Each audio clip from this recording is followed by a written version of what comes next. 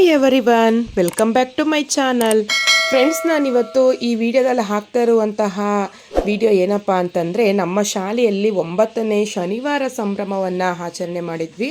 ಅಂದರೆ ನಮ್ಮ ಸರ್ಕಾರ 10 ಶನಿವಾರ ಸಂಭ್ರಮ ಆಚರಣೆಯನ್ನು ಮಾಡಬೇಕು. ಅದರಲ್ಲಿ ಮಕ್ಕಳಿಗೆ ಉಪಯೋಗ ಆಗುವಂಥ ವಿಷಯಗಳನ್ನ ಕೊಟ್ಟಿರ್ತಾರೆ.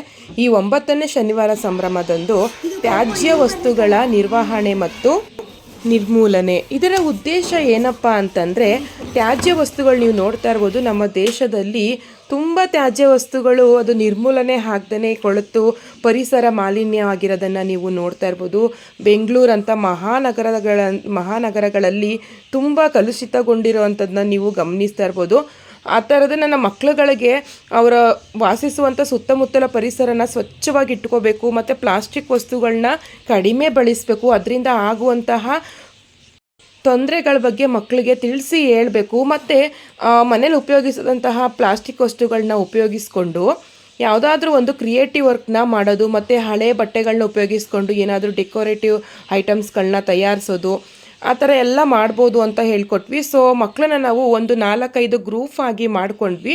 ಒಂದು ಕಡೆ ಗ್ರೂಪು ತ್ಯಾಜ್ಯ ವಸ್ತುಗಳ ನಿರ್ಮೂಲನೆ ಬಗ್ಗೆ ಪ್ರಬಂಧ ಬರೆದ್ರೆ, ತ್ಯಾಜ್ಯ ವಸ್ತುಗಳ ನಿರ್ಮೂಲನೆ ಬಗ್ಗೆ ಚಿತ್ರಕಲೆಯನ್ನು ಬಿಡಿಸೋದು. ನೆಕ್ಸ್ಟ್ ಇಲ್ಲಿ ನೋಡಿ, ವಾಟ್ರ್ ಬಾಟ್ಲುಗಳನ್ನ ಉಪಯೋಗಿಸ್ಕೊಂಡು ಪಾಟ್ಗಳು ಮಾಡೋದು, ಮತ್ತು ಕುಂದಗಳು ಅಂದರೆ ಏನಪ್ಪ ಅಂತಂದರೆ ಗಿಡಗಳನ್ನ ನೆಡೋದು. ಮಣ್ಣು ಹಾಕ್ಬಿಟ್ಟು ಸಣ್ಣ ಸಣ್ಣ ಗಿಡಗಳನ್ನ ನೆಡೋದ್ರಿಂದ ಮನೆ ಹತ್ರ ಕಿಟಕಿಗಳ ಮೇಲೆಲ್ಲ ಇಟ್ಕೋಬೋದು, ತುಂಬಾ ಚೆನ್ನಾಗಿರುತ್ತೆ. ಸೊ ಹಾಗಾಗಿ ಮಕ್ಕಳಿಗೆ ಒಂದು ಐಡಿಯಾ ಕೊಟ್ವಿ ಅಷ್ಟೇ. ನೋಡಿ, ಬಾಟಲ್ದು ಮೇಲ್ಗಡೆ ಕ್ಯಾಪಲ್ಲಿ ಮಾಡಿರುವಂಥದ್ದು ಎಷ್ಟು ಚೆನ್ನಾಗಿ ಮಾಡ್ತಾಯಿದ್ದಾರೆ ಅಂದರೆ, ಈಗಿನ ಮಕ್ಕಳು ಬೆರಳು ತೋರಿಸಿದ್ರೆ ಹಸ್ತ ನುಂಗ್ತಾರೆ ಅಂತ ಗಾದೆನೇ ಇದೆ. ಆ ಥರ ಮಕ್ಕಳಿಗೆ ನಾವು ಜಸ್ಟ್ ಒಂದು ಕ್ಲೂ ಕೊಟ್ವಿ ಅಷ್ಟೇ.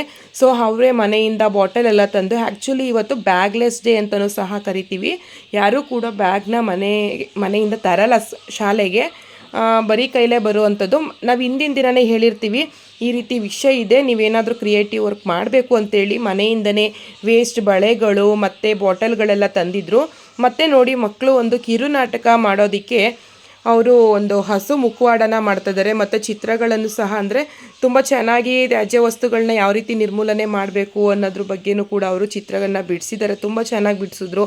ಮತ್ತು ತುಂಬ ಮಕ್ಕಳು ಪ್ರಬಂಧವನ್ನು ಸಹ ಬರೆದ್ರು.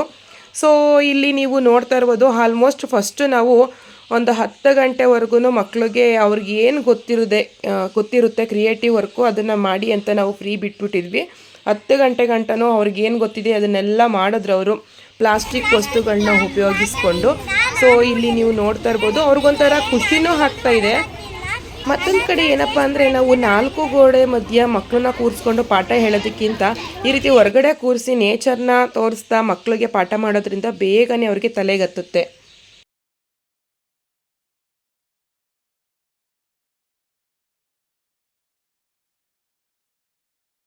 ಸೊ ನೋಡಿದ್ರಲ್ಲ, ಮಕ್ಕಳು ಸಣ್ಣ ಸಣ್ಣ ಗಿಡಗಳನ್ನ ಬಾಟಲ್ಗಳಿಗೆ ಗಿಡ ನೆಟ್ಟಿದ್ದಾರೆ. ಸೊ ಯಾರಿಗೆ ಕ್ರಿಯೇಟಿವ್ ವರ್ಕ್ ಬರಲ್ಲ, ಜಸ್ಟ್ ಇಷ್ಟು ಮಾಡಿದ್ರೆ ಸಾಕು, ತುಂಬ ಖುಷಿಯಾಗುತ್ತೆ ಮಕ್ಕಳಿಗೆ.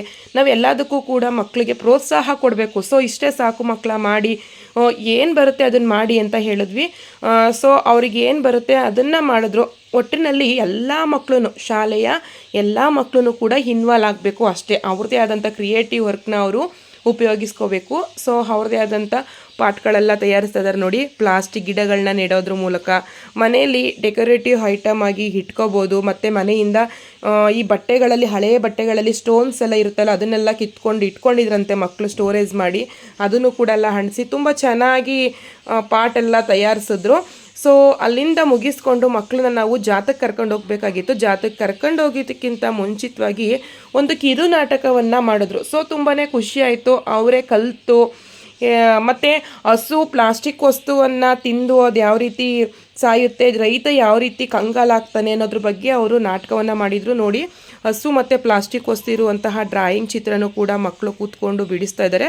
ಅವ್ರಿಗೊಂಥರ ಖುಷಿ, ಒಬ್ರಿಗೊಬ್ರು ಮಾತಾಡಿಕೊಂಡು ಡ್ರಾಯಿಂಗ್ ಬಿಡಿಸ್ತಾ ಇದ್ದಾರೆ. ಮಕ್ಕಳು ಅಷ್ಟೇ ಅಲ್ವಾ, ಅವ್ರಿಗೆ ಸೈಲೆಂಟಾಗಿ ಕೂತ್ಕೊಳ್ಳಿ ಅನ್ನೋದ್ರ ಬದಲು ಫ್ರೆಂಡ್ಸ್ ಜೊತೆ ಡಿಸ್ಕಸ್ ಮಾಡಿಕೊಂಡು ಬರೀರಿ ಮಕ್ಕಳು ಅಂದರೆ ತುಂಬ ಖುಷಿಪಟ್ಟು ಬರೆಯೋದು, ಓದೋದು ಎಲ್ಲ ಮಾಡ್ತಾರೆ. ಅವರಿಗೆ ತಿಂಗಳಿಗೊಂದ್ಸರಿ ಶನಿವಾರ ಸಂಭ್ರಮ ಬಂದರೆ ಅವರಿಗೆ ತುಂಬಾ ಖುಷಿಯಾಗುತ್ತೆ. ಎಲ್ಲದರಲ್ಲೂ ಅವರು ಇನ್ವಾಲ್ವ್ ಆಗ್ತಾರೆ. ಸೊ ಇಲ್ಲಿ ನೋಡ್ತಾ ಇರ್ಬೋದು, ಎಲ್ಲರೂ ಒಂದೊಂದು ಕಡೆ ಕೂತ್ಕೊಂಡು ಕ್ರಿಯೇಟಿವ್ ವರ್ಕ್ನ ಮಾಡ್ತಾ ಇದ್ದಾರೆ.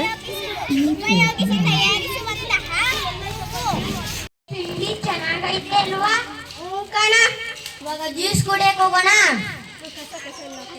ಅಣ್ಣ ಈ ಕಸ ಎಲ್ಲ ಹಾಕೋದು? ಇಲ್ಲೇ ಹಾಕ್ಬಿಟ್ಟು ಬಂದ್ರು.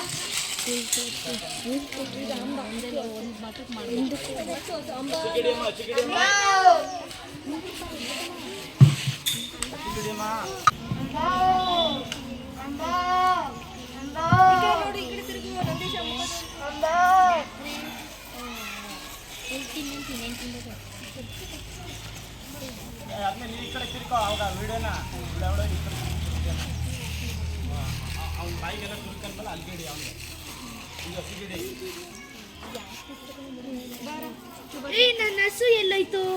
ನನ್ನ ಹಸು ಎಲ್ಲೋಯ್ತು?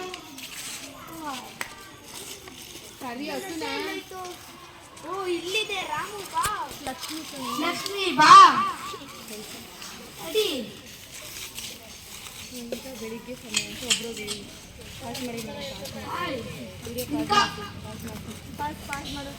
ಬೆಳಗ್ಗೆ ಸಮಯ ಮಲಗಿರೋ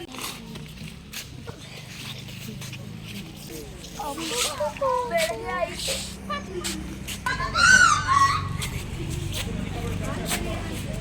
ಎದಳು ಲಕ್ಷ್ಮಿ, ಎದಳು. ಏನಾಯ್ತು? ಅಲೋ ಅಲೋ, ಎದಳು ಲಕ್ಷ್ಮಿ, ಎದಳು.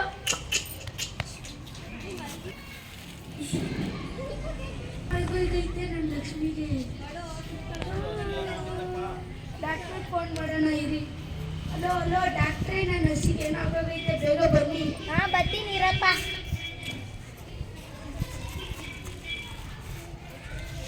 ಏನಪ್ಪ ನಿನ್ನೆ ಹಸು ಎಲ್ಲ ಮುಟ್ಟಿದ್ರೆ ಮೈತ ಎಲ್ಲ ಕಲ್ಕಲ್ಲಂಗೆ ಸಿಗ್ತದೆ. ಹಸು ಇನ್ನೇನವ ತಿನ್ನೋದು, ಬರೀ ಉಳ್ತಾನೆ ತಿನ್ನೋದು. ಎಲ್ಲೋ ಪ್ಲಾಸ್ಟಿಕ್ ಏನೋ ತಿಂದಿರ್ಬೇಕು. ಕ್ಯಾನ್ಸರ್ ಬಂದು ಸತ್ತೋಗೈತೆ ಅನ್ಸುತ್ತೆ. ಅಯ್ಯೋ ನನ್ನಂತ ಕಷ್ಟ ಯಾರಿಗೂ ಕೊಡ್ಬೇಕು. ಅಯ್ಯೋ ಯಾರ ಹೆಸರು ಈ ಥರ ಸಾಯ್ಬಾರ್ದು. ಈ ಥರ ಎಲ್ಲೂ ದಯವಿಟ್ಟು ಕಸನ ವಿಲೇವಾರಿ ಮಾಡಿ. ಡಬ್ಬಕ್ಕೆ ಒಣ ಕಸ ಹಾಕಿ, ಒಣ ಕಸದ ಡಬ್ಬಕ್ಕೆ ಒಣ ಕಸ ಹಾಕಿ.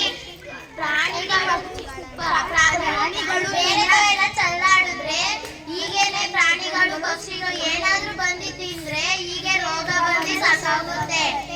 Thank you. Thank you.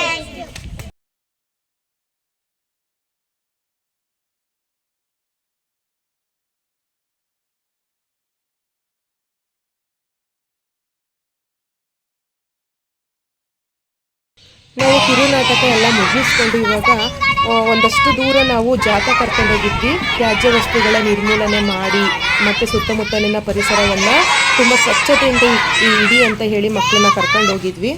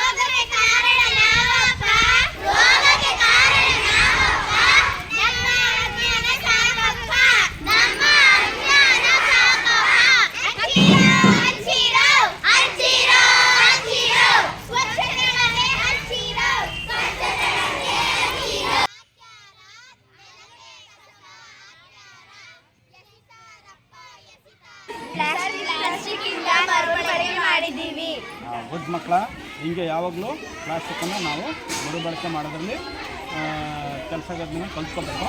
ಪ್ಲಾಸ್ಟಿಕ್ಕಿಂದ ಹಿಂಗೆ ಮರುಬಳಕೆ ಮಾಡೋದ್ರಲ್ಲಿ ಮತ್ತೆ ಇದ್ರ ಜೊತೆಗೆ ಪ್ಲಾಸ್ಟಿಕ್ಕನ್ನು ಹೆಚ್ಚಿಗೆ ಬಳಸಬಾರ್ದು. ಇದನ್ನ ಕ್ಲಾಸ್ ರೂಮ್ಗೆ ಹಾಕಿ.